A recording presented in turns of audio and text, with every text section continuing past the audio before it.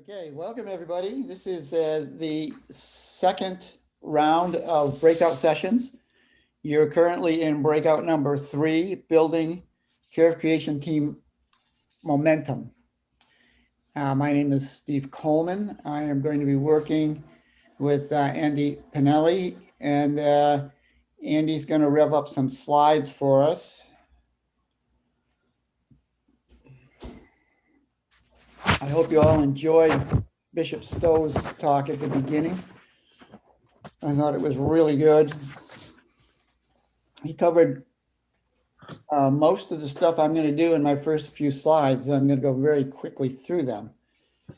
And we have the opportunity to ask questions all through through this presentation. If you'd put them in the chat and address them to Ask Me Peter. And we'll get to those. The final 10 minutes of this presentation is going to be for question and answer, and that's usually the best part. So with the next slide, I'm going to talk about the Catholic voice on care for creation, and it's the Catholic thing. The scriptural quotes on the left show that it's throughout Scripture. We can find lots of good stuff about God's love for us through the creation of creation. There's also within the Catholic Church, there's the Catholic social teaching. Care for creation is one of the top 7 themes of Catholic social teaching. In the next slide, we can see, and again, Bishop Stowe did a wonderful job about telling us about the history of the pontificate's emphasis on caring for creation and the need for it. So I'm going to go very quickly, just to know that back to 1990, St. John Paul II talked about the greenhouse effect and that burning fossil fuels and unrestricted deforestation was hurting us. Pope Benedict reminds us in his World Day of Peace that if you want peace, protect creation. The next slide gets us into Pope Francis. And he really has a marvelous introduction to elevate creation care to its highest level by introducing an encyclical, Laudato Si, and its subtitle on the care of our common home. It's a very approachable encyclical, and it mentions climate change 16 times within it. Pope Francis also had an amazing meeting, actually 2 meetings with heads of the oil executives, and and at the end of the second one in 2019, he made the connection to carbon pricing. He says carbon pricing is essential if we're going to use our resources properly. In the next slide, we see that the USCCB is also giving us help to move from the care of creation to actual policy work. As the Energy Innovation and Carbon Dividend Act was introduced into Congress in 2019, he issued, Frank Dwayne issued a letter of welcome as it is an important legislation in a move to address climate change. The next slide from the USCCB is a indication that 20 years ago, the USCCB recognized the importance of addressing climate change, and they gave us a really nice teaching that introduced the concept of prudence. And it was introduced that even if there's uncertainty as you address a problem, that you have an obligation to take action if the potential danger is grave. And climate change is one of those things. We can no longer stay on the sidelines. So even if we don't know all the answers, we must take steps to mitigate climate change. In the next slide, we see that the Catholic Climate Covenant is offering support for the legislation, the Energy Innovation and Carbon Dividend Act. It's on their website so that you can easily tell your member of Congress to help support this important legislation. And it's been talked about several times about creating a fee on carbon and using the revenues that are generated to give it back to all citizens so that it helps everybody and it helps the poor significantly. Okay, the next slide. I want to be a little bit maybe tongue-in-cheek here, but not really. What's in the name? You're working on care of creation teams. I would suggest that you might think of yourself as a ministry, care of creation ministry. The Laudato Si says that caring for creation, God's handiwork, is an essential part of Christianity. It's not optional or secondary.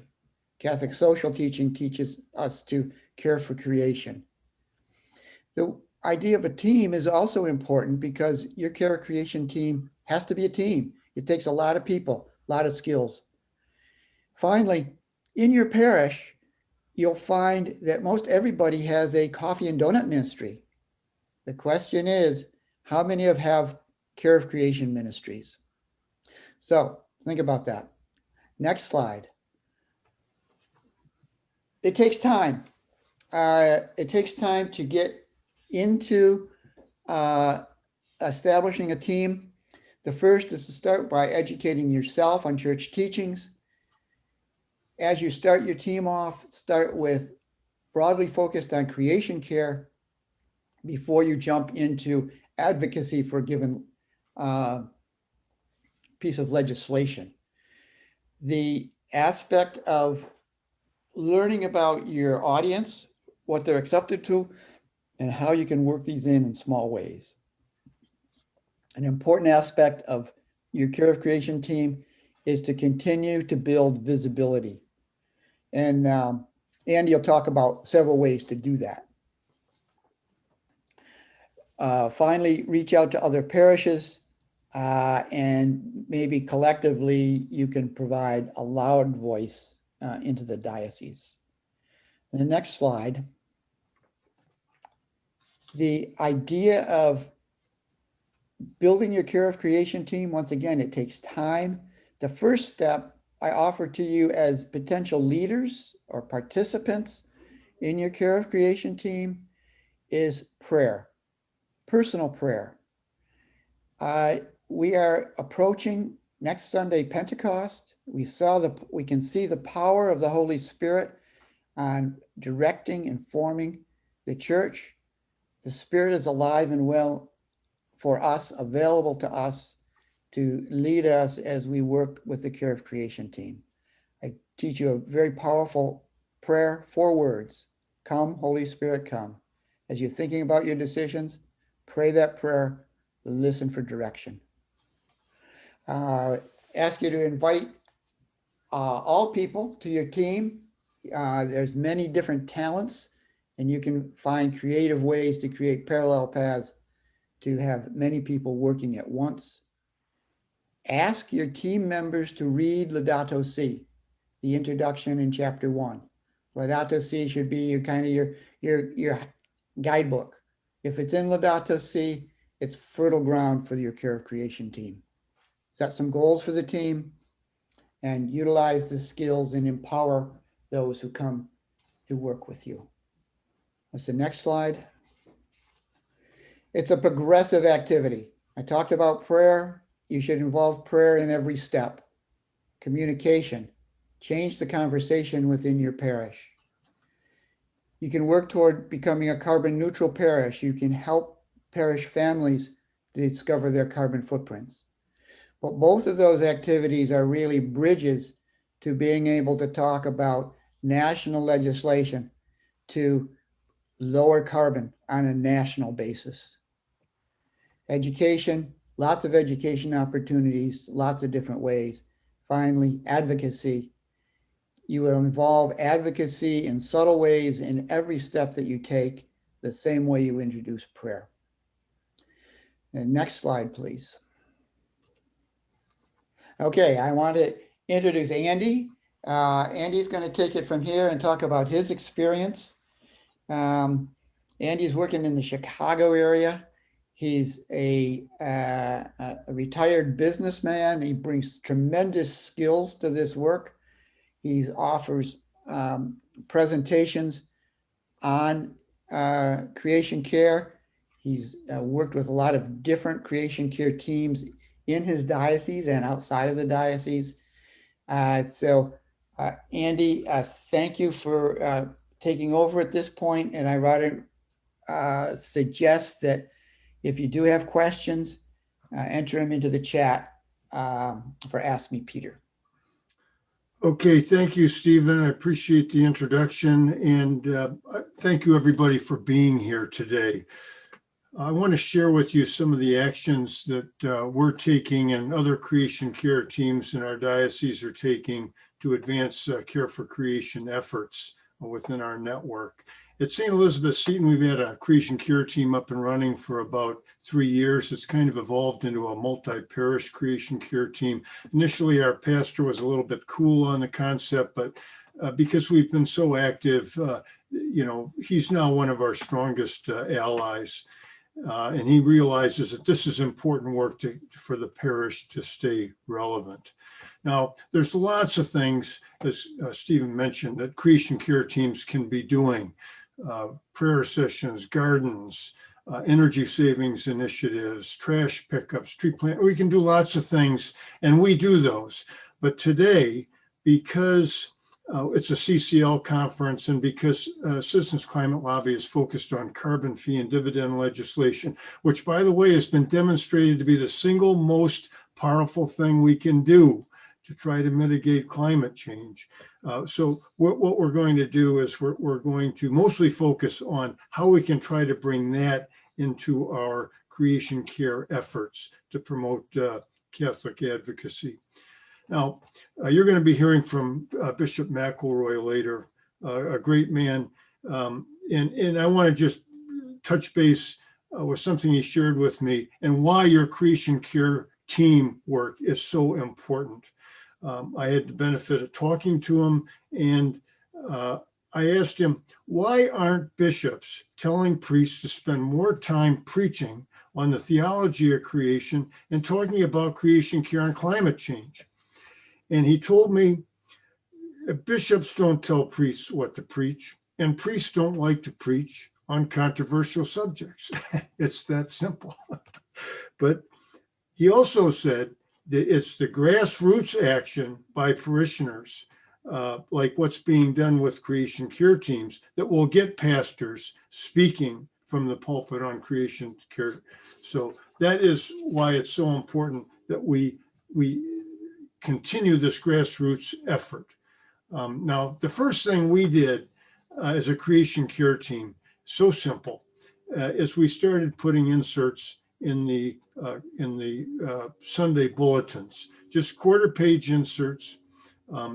Usually had a quote by a pope or a saint, was a sustainability tip, or had some message that we gleaned from Laudato Si, and we put a different one in every week. Now, Catholic Climate Covenant has a page. If you go to their site and resources, and then Creation Care Corner Bulletin, you'll find the link to 50 of these or so of these inserts in the database, and you can pick which ones you want to use. Or you'll have my email address. I'll get you on the mailing list. We send it out to dozens of parishes every week. Here's another sample of them. This one with Pope Benedict and a quote and some suggestions for Lent. We will periodically put one in about calling Congress to act on climate, and we'll reference the Energy Innovation and Carbon Dividend Act and link it to that Catholic Climate Covenant site that Stephen had showed you earlier. We also did a very simple thing in one of our initial events that I'd highly recommend, which was the St. Francis Pledge. In there, it's a simple pledge that you can set up a table as folks are coming into the narthex after Mass. It's a simple pledge to pray, learn and educate yourself and advocate for care for creation and action on climate. Now, what we would do if folks signed the pledge, we gave them a prayer card that we got from Catholic Climate Covenant, or we got some donations for reusable shopping bags, and we would give them one of those. But when they signed, they could also check a box to come to our Creation Care Team meetings, or they could sign up for a once a month email to take action on creation care, where we would either send them to a congressional representative with a creation care message or send them to the EPA to make a statement. We generated a list of 275 members that we stay in contact with. So it's very useful from that standpoint as well. Now, as Stephen mentioned, you may not want to jump feet first into legislation advocacy, but maybe make your presence known by doing some other creation care issue. We chose the plastics problem, which has been mentioned a few times in the conference. So we set up a table. We have different consumer items rated good, better, and best, and just set up a little electronic display on what it was. But the important thing is that you do stay in front of your parishes with events and activities, so that you've got some visibility to your group efforts. Now, oftentimes, parish ministries and clubs operate in silos. Try to break through those barriers and create relationships with some of those groups and ministries. We've done presentations to the senior groups, to youth ministries, women's clubs, Knights of Columbus, to let them know what we're doing, why it's important. And this opens the door for them to help you get the word out on your events as well. Now, by the way, the most powerful and helpful relationship I have at the parish is with the parish communicator. Make them your new best friend. They know how to press the limits. They know what's happening in the parish and where there might be conflicts. They have a solid sense of what works and what doesn't work.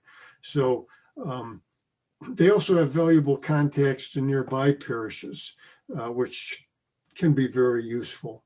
And while you're talking to them, don't forget that we've got a situation where you can work with them to get a creation care ministry site on the parish site, so that people have access to your events and other useful information, like maybe how to take action on climate change, and putting the link out there. But that adds legitimacy to your efforts.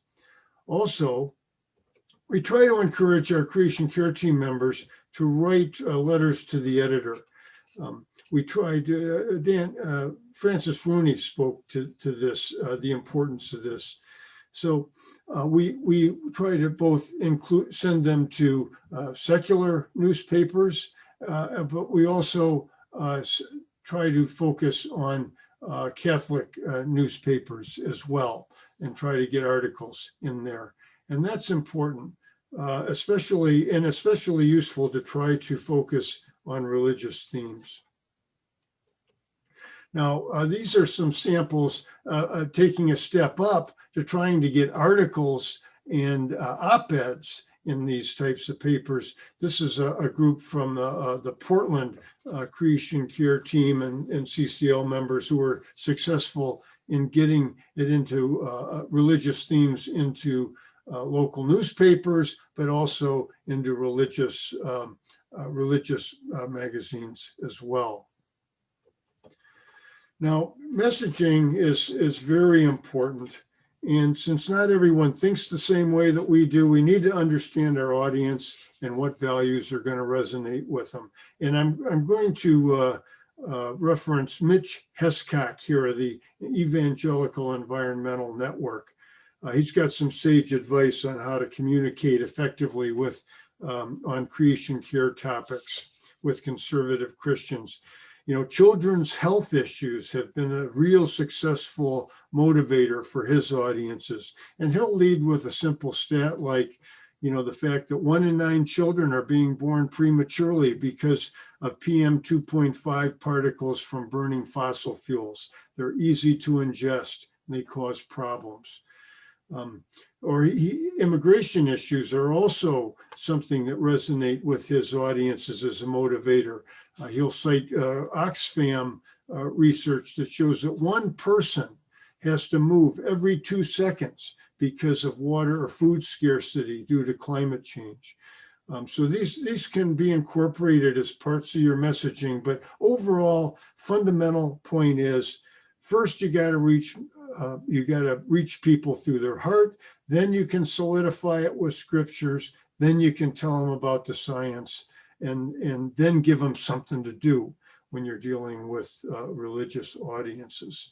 Now, we put on movies at our parish. We'll help other parishes put on movies, and they're a good way to get an audience together. By the way, Citizens Climate Lobby has movies which members can use license-free. We'll open and close the meeting with a few slides on the pain experienced by climate change, a little bit about the science. We'll talk about some of the church-supported legislation, the slides that Stephen used, and then always a call to action. Sign a letter to your member of Congress on the spot and try to pack them off with information on how to share that with family members and friends. We also do some presentations that are specifically focused on bringing attention to this issue as a faith-based creation care issue. And on this one, we use a MIT Sloan climate simulator, which members of our Catholic Action team and our parish team have been trained on. We ask the audience to make suggestions on things that they think should be done to address climate change. What if we plant a lot of trees? What if we change our diet? What if everybody's driving electric cars? We can measure how that will impact the end of century temperature by these various actions that they suggest. And oftentimes what we find is that people thought there was a silver bullet, one answer that could be used to solve the problem. And they find out that maybe the answer that they thought helps and is worth doing, but maybe doesn't really provide the whole solution. Now, what we do find is that when we plug in the Energy Innovation and Carbon Dividend Act, we find it's the single biggest action that can be taken to try to impact and mitigate end of century temperatures. Citizens Climate Lobby's Catholic Action Team can make these presentation slides available to you and help facilitate these events at for your audience virtually, if that's something that you think would be useful. We also have another presentation. Statistically, about 40% of the congregation on average is going to have some level of skepticism about climate change. So we have another presentation called The Conservative Case for Smart Climate Action, which is geared towards conservative faith-based audiences. And it messages with language and to values that will resonate with conservative Catholics. And it helps we think it has demonstrated that it helps shift the perspective of that audience on the conversation. This was a bulletin placement that we placed in our on our parish website and in the bulletins, and so we can make that artwork available to you. But also, this is an event that we can share slides with you through our Catholic Action Team at CCL, or facilitate a presentation to your audience virtually. Now, some parishes will let you up at the lectern. They'll let ministries get up there maybe once or twice a year. If they do, take that opportunity to promote creation care, climate action, and the Energy Innovation Act. We actually used that opportunity one time to do a member of Congress letter writing campaign right there in the narthex. We used it as a lead-in. We set up a big U-shaped table. We had some digital displays that were showing what the legislation was all about. We had another digital display that was showing climate damage that was happening because of a lack of care for creation. And we set up 25 stations around the table where people could sign letters to their congressional representatives. And we used some CCL tools that we Catholicized a little bit to do that. And then we set it up so we could move people in and out pretty quickly. And I'm going to just show you a clip. It was a real machine there getting people in and out. Sometimes we had them lined up 3 deep signing these letters. And it was very powerful. At the end of that weekend of masses, what we found was we had 500 letters to our congressional representatives. And when we plopped those on their desks, their eyes were bugging out, and it really made, it was really impactful in terms of trying to amp up their support for EICDA. Okay, let me make this a little bit bigger for you. We also try to encourage our Catholic members to lobby. So we'll find out when a congressional representative, this was Dan Lipinski in Illinois, when a congressional representative is going to be part of a parade, or if they're having a town hall meeting, this is a great time to get FaceTime with them. And tell them how important it is for Catholics that they take specific climate action. Or we can meet virtually on lobby days for not only national legislation, but state level renewable action. And some of our creation care team members are represented here talking to Marie Newman in Illinois 03. So we try to encourage that. Now, finally, I put up my email and Stephen's email if you need to reach out to us for anything. But we wanted to just show you some of the things that have been happening to try to advance climate action and to promote the Energy Innovation Carbon Dividend Act at the parish level. And don't forget that Catholic Climate Covenant has a lot of resources that you can use. They're a great resource in trying to advance creation care team efforts.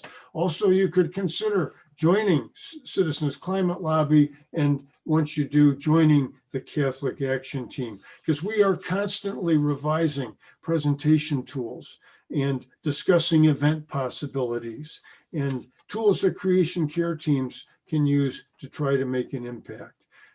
And so for more information on that, I'm hoping John Keller will put a link on how to do that into the chat box. But at this point, we'd love to turn to Peter, who is our MC for the event today, and ask Peter if he has any questions on any of the information that Stephen and I have shared.